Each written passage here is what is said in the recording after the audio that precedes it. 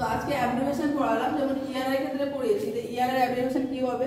তো ফার্স্ট হচ্ছে লেফট ইয়ার, যেমন এএস, রাইট ইয়ার এডি, বোথ ইয়ারে এইউ। অ্যাডাল্টের ক্ষেত্রে যখন আমরা হচ্ছে মেডিসিন ইনস্টিটিউশন করব তখন কি করব আমরা, যে মোর দেন 3 ইয়ার্স ইয়েস থাকলে আমরা হচ্ছে পিনাটা কি করব, আপওয়ার্ড অ্যান্ড ব্যাকওয়ার্ড ডিরেকশন আমরা কি করব, নেব। আর যখন আমরা লেস দেন 3 ইয়ার্সের চাইল্ডের ক্ষেত্রে আমরা ড্রপ দেব, তখন আমরা কি করব, যে পিনাটাকে আমরা ডাউন অ্যান্ড ব্যাকওয়ার্ডের দিকে আমরা নেব। দেন হচ্ছে ইয়ার ইরিগেশন সলিউশন যেটা থাকে সেটা টেম্পারেচার কত থাকতে হবে, 98.6 ডিগ্রি ফারেনহাইট। এবার যদি কানে কোনো যদি হচ্ছে ফরেন বডির লাইট থাকে তাহলে সেখানে আমাদের কি করতে হবে, যে সেই ফরেন বডিটাকে আমাদের রেড করতে হবে সেই মিনারেল অয়েল বা অ্যালকোহল দিয়ে। এবং কিছু হচ্ছে যে কি, যে শর্ট ফর্মে ফুল ফর্ম লিখে, যেমন পিবি পার ভ্যাজিনাল, পিআর পার রেক্টাম, পিও পার ওরাল, বা এনপিও নাথিং পার মাউথ, বা এনবিএম নাথিং বাই মাউথ। 1 টিস্পুন সমান কত ml, 5 ml। 1 টেবিল স্পুন সমান হচ্ছে যে 15 ml, বা 1 টেবিল স্পুন সমান কত টিস্পুন, 3 টিস্পুন।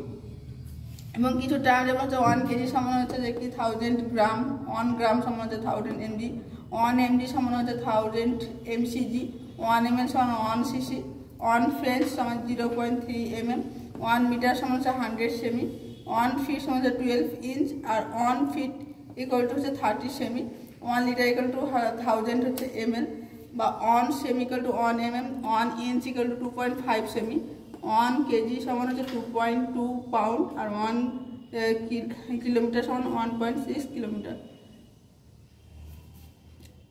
দেন হচ্ছে রাইটস অফ ড্রাগ অ্যাডমিনিস্ট্রেশন। যখন কোনো পেশেন্টকে আমরা কি করি, ড্রাগ অ্যাডমিনিস্ট্রেশন করি, তখন আমাদেরকে 10 রাইটস মেনটেন করতে হয়। সেই 10 রাইটসগুলো কেন আমরা মেনটেন করছি, পেশেন্টের ড্রাগ যেন ওভারডোজ না হয়ে যায় বা পেশেন্টের রং মেডিসিন না পেয়ে যায়, সেই জন্য আমরা কি করি, 10 রাইটস মেনটেন করি। সেই 10 রাইটসগুলো হলো right patient, right medicine, right dose, right route, right time, right হচ্ছে documentation, right assessment, right evaluation, right education, right to refuse.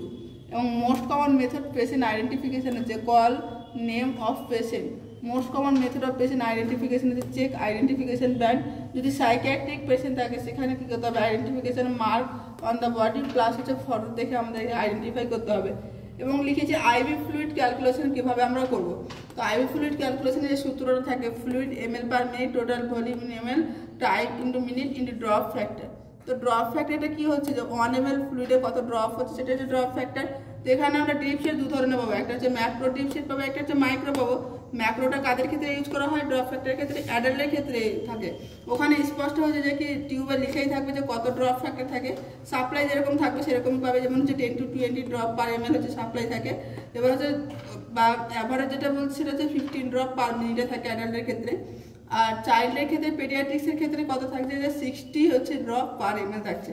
যেমন একটা এক্সাম্পল দিয়ে বোঝানোর চেষ্টা করেছি, যে একজন ডক্টর হচ্ছে কি 500 ml একটা ফ্লুইড দিয়েছে, 6 আওয়ারলি দিতে হবে। ড্রপ ফ্যাক্টর দেওয়া আছে এখানে 15 ড্রপ পার মিনিট।